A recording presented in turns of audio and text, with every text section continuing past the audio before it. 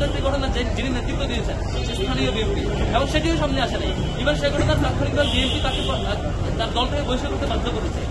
এত শত সুস্পষ্ট প্রমাণ এবং ভিডিও থাকা সত্ত্বেও মিডিয়া সেটি সামনে আসে না, এবং সেটির জন্য সোশ্যাল মিডিয়ায় সমালোচনা হচ্ছিল। তারপরে রাবির ঘটনা আপনারা জানেন, রাবিতে ডাকসুর ব্যাপারে তাদের আন্দোলন পরিচালনা পরিবর্তে মানে সুষ্ঠু পদ্ধতিতে আন্দোলন না করে, দাবি না জানিয়ে সরাসরি সেখানে ভাঙচুর এবং তালা ঝুলিয়ে দেওয়ার ঘটনা ঘটেছে ডাকসুকে বাংলা করার জন্য, সেটিও তারা ব্যর্থ হয়েছে। এরকম চবি, রাবি এবং বাকরিবি সবগুলো ঘটনা, সর্বশেষ ডাকসু বাঞ্চালের ঘটনা, সবকিছুতে ব্যর্থ হয়ে এক পর্যায়ে এগুলো কিভাবে ঢাকবে, এগুলো সামনে আসবে সে আশঙ্কায় শিক্ষার্থীদেরকে ভয় পেয়ে তারা এমন একটি ঘটনা করলো, যেটার ব্যাপারে আমরা নিজেরা অ্যাকশন নিয়েছি, নিজেরা লিখিত অভিযোগ দিয়েছি। ইভেন যে শিক্ষার্থীর ব্যাপারে হুমকি দিয়েছে সে শিক্ষার্থীকে আমি মোবাইল ফোনে রিকোয়েস্ট করেছি, টেক্সট করে, যে আপনি যদি কোনো ধরনের আইনি মামলা এখন না করে থাকেন দ্রুত মামলা করেন, এবং সে ব্যাপারে আমাদের লিখিত আমি তাদেরকে ওই ভিকটিম শিক্ষার্থীকে যিনি হুমকি পেয়েছেন সেই শিক্ষার্থীকে, একে তো অভিযুক্ত ব্যক্তিকে যিনি অপরাধী তাকে পানিশমেন্টে আলাদা আনার জন্য কঠোর আমি লিখিত অভিযোগ দিয়েছি। দ্বিতীয়ত যিনি ভিকটিম, যিনি হুমকি পেয়েছেন তাকেও রিকোয়েস্ট করেছে আপনি আইনি অ্যাকশন নিচ্ছেন না কেন, আপনি আইনি অ্যাকশন নেন, সেখানে আমাদের লিগাল টিম আপনাদের সেটিও রিকোয়েস্ট করেছি। এরপরও সেটি হয়নি এখন পর্যন্ত। এত কিছু মারিয়ে তাকে কেন যেন শিবির কর্মী, শিবির নেতা এই ধরনের বানানোর প্রোপাগান্ডায় ব্যস্ত। এটা আরো অনেক কিছু কারণ আছে। তার কারণগুলো হচ্ছে আপনি যখন দেখেন যে গত 5 আগস্টের পর থেকে এখন পর্যন্ত ছাত্র দলের একদম প্রমাণিত সত্য ধর্ষণের কেস 30টা 44টা, মানে গত মাস পর্যন্ত, গত 1 তারিখ পর্যন্ত, আমি এই মাসটা কাউন্ট করছি না, আমার হচ্ছে মানে আপডেট যেটা গত মাসে 1 তারিখ পর্যন্ত, এর আগে মাসে 1 তারিখ পর্যন্ত ছিল 30টা, যেগুলো একদম প্রমাণিত সত্য। এখন এই মাস সহযোগ করুন 40টা। এই যে সবগুলো প্রমাণিত সত্য ধর্ষণের কেস, তা সত্ত্বেও এবং এখানে গ্রেপ্তারও হয়েছে ধর্ষণের কেসে যারা এরকম অব্যাহতভাবে ধর্ষণের কেসের অন্যতম গুরুত্বপূর্ণ স্টেক হোল্ডার, শিক্ষার্থীরা তাদেরকে ভয় পায়। এই সব ঘটনা যখন সামনে আসে এগুলো কেমনে চাপা দেবে, একটা মানে আর কোনো ইস্যু না পেয়ে সেই ইস্যু সামনে নিয়ে আসা আমাদের তাদের আসলে এবং শিক্ষার্থীরা এটি নিশ্চয়ই শিক্ষার্থীরা বুঝে যে আপনারা কিভাবে কি করছে। আমরা আরেকটু কিছু ইয়াতে যাবো, ফ্ল্যাট শেমিং এর ইস্যুতে যাবো। আজকে আপনারা দেখেছেন, আজকে ছাত্ররা সব জায়গায় মিছিল করেছে, মিছিল স্লোগান দিয়ে আছে, দেখবেন অনেক জায়গায় তাদের সেন্ট্রাল পেজে সেই মিছিলের ভিডিও আপলোড দিয়ে তারা এনজয় করছে। স্লোগান হচ্ছে একটা শিবির ধরে জবাই এরকম স্লোগান দেয় না, এসব ভুল কথা বলে, এবং পেজে ভিডিও আপলোড আছে, আপনি আমার কাছ থেকে নেবেন সেই ভিডিও পেজে আপলোড দিয়ে তাদের সেন্ট্রাল পেজে সেটা আপলোড করেছে। একটা শিবির ধরে জবাই করে স্লোগান ভিডিও সহ পেজে আপলোড দিয়েছে। স্ক্রিনটা আমাদের কাছে আছে, আপনারা নিতে পারবেন। এই ধরনের মানে নৃশংস প্রক্রিয়া যাতে আওয়ামী লীগ ফলো করতেছে, ছাত্রলীগের যা বৈশিষ্ট্য ছিল, ধর্ষণের কেস, অন্তর্ভন্তের কেস, কুন্দলের কেস, চাঁদাবাজির কেস, সবগুলো যখন এখন নিতে পারছে না, শিবিরকে নিয়ে কোনো এজেন্ডা পাচ্ছে না, এখন শুরু হয়েছে দায় চাপানো কাজ। আপনারা দেখেন প্রকাশ্যে সংবাদ সম্মেলনে কেন্দ্রীয় সভাপতি সেক্রেটারিকে বলছে শিবিরের উপর দাঁড়িয়ে, এটা তাদের পলিটিক্স। আমরা আসি ফ্ল্যাট শেমিং ইস্যুতে, case by case. Dhaka college ছাত্র দলের যুগ্ম সাধারণ সম্পাদক আলী ইমরান, তিনি কি লিখছেন, এখানে ক্যাপশন আছে, আপনাদের ভিডিওটা আমরা ফাইলটা দিয়ে দেব। আমাদের একজন হচ্ছে তাকে, তার কমেন্টটা হচ্ছে ব্যাপারটা এমন হয়ে গেল, মিয়া খলিফা নিজেকে সতী দাবি করছে। তারপর হচ্ছে এটা আরেকজন, তিনি বলছেন খাঁটি কর্মী নাকি, তার পরিচয় সহ এখানে আছে।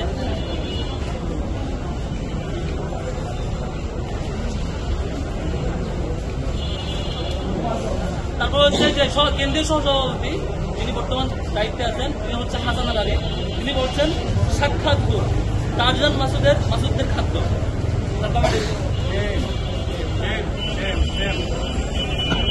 আরেকজন দেখেন,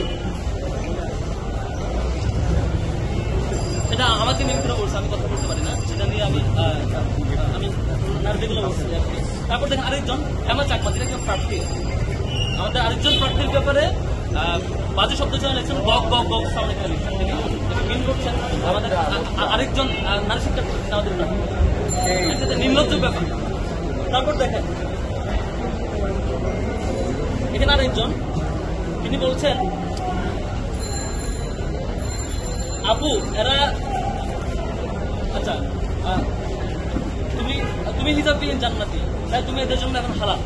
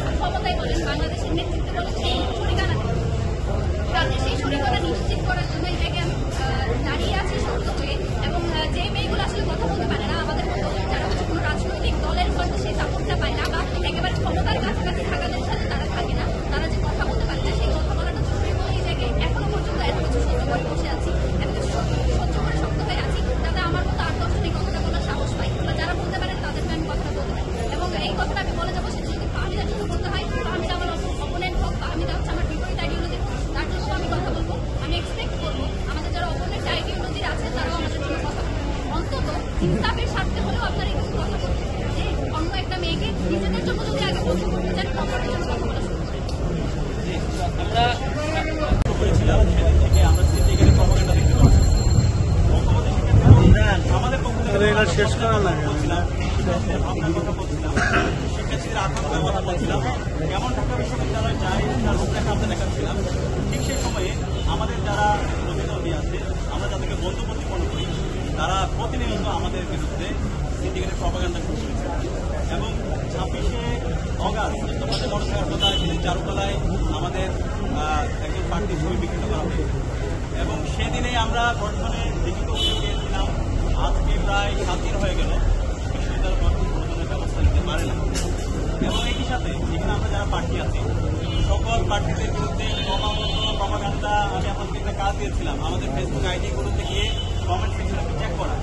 সেই কমেন্ট সেকশন যদি একটু চেক করেন, প্রত্যেকটা কমেন্ট সেকশন সেটা হচ্ছে বট ফোর্স চালায়। বট ফোর্স কারা চালায় সেটা আপনারা জানেন। প্রত্যেকটা আইডি তারা আমাদের বাপ মা ধরে আমাদের বোনদেরকে যে ভাষায় অস্তাম্ভ ভাষায় তাদের নিজেদের আইডি থেকে এবং তাদের ফেক আইডি থেকে বট আইডি থেকে যেভাবে তারা অশ্লীল ভাষায় যে শব্দচয়ন করে সেগুলো ঢাকা বিশ্ববিদ্যালয়ের শিক্ষার্থী হিসেবে আমরা শব্দচয়ন করতে চাই না। তো আমরা এই ধরনের সিন্ডিকেটের প্রপাগান্ডার প্রতিবাদ জানাই।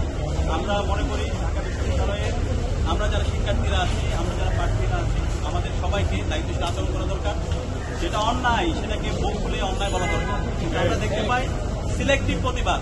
যখন আমার বোন সাবিতুল্লাহ তামান্নার উপর যখন সাইবার বুলিং হয়, অথবা আফসানার উপর যখন সাইবার বুলিং হয়, যখন উম্মে সালমার উপর সাইবার বুলিং হয়, অথবা ফাতিমা তাসনিম জুমার উপর সাইবার বুলিং হয়, তখন ওদেরকে জাস্টিফাই দেওয়া হয়, তখন তাদেরকে শিবির বলে ফ্রেমিং করা হয়। কিন্তু যখন অন্য কোনো ঘটনা হয়, ওই ঘটনা আমরাও প্রতিবাদ জানাই। সবার আগে যখন কালকে ঢাকা বিশ্ববিদ্যালয়ের শিক্ষার্থী, যৌবনের শিক্ষার্থী একজন নারীকে যে শব্দচয়ন করেছে, সবার আগে আমরা প্রতিবাদ জানিয়েছি। আমরা বিশ্ববিদ্যালয় প্রশাসনের সাথে কথা বলেছি, এবং আমরা লিখিত অভিযোগ দিয়েছি বক্তাদের কাছে যেন দ্রুত সময়ের মধ্যে তার বিরুদ্ধে ব্যবস্থা নেওয়া হয়। কিন্তু আমরা দেখতে পেয়েছি তাকে দায় মুক্তি দেওয়ার জন্য সকল গ্রুপ ঐক্যবদ্ধ হয়ে গিয়েছে। যে অপরাধী তার বিচার না করে, যখন আমরা বিচার চাচ্ছিলাম সেই বিচার না করে তাকে দায় মুক্তি দিতে চাই, তাকে শিবির নেতা বলে তাকে ফ্রেমিং করতে চাই। এটা কোন ধরনের হিপোক্রেসি ভাই? গত 16 বছরের হাসিনা তো এই ধরনের এই যে ন্যারেটিভ, এই ধরনের যে আদারি, এই ধরনের যে হচ্ছে প্রপাগান্ডার মাধ্যমে তো সে টিকেছিল। আপনারা কি আবার হাসিনা তো বেছে নেবেন?